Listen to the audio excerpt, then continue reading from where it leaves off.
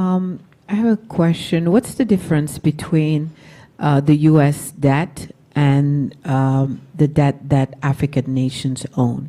Because the U.S. debt doesn't keep the U.S. from being one of the leading powers of the world, but then African nations can't make it because of that debt that is strangling them.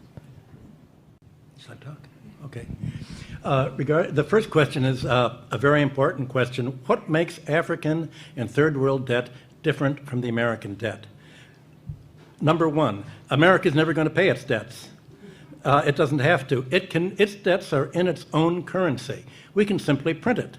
The African debt is not in its currency. The African debt is in US dollars.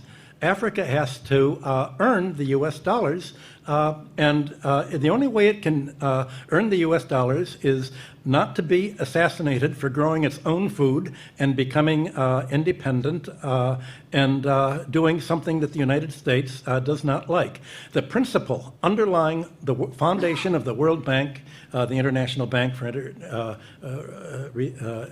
IBRD, research, the World Bank, is that no country should grow its own food. Africa and the third world should only grow export crops.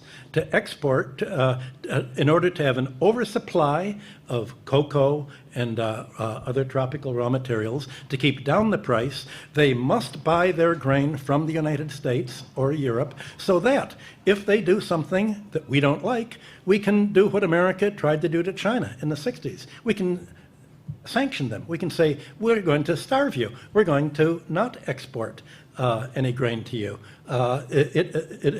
So owing their foreign debt in dollars means that they have to somehow sell something that the United States wants, not what they want.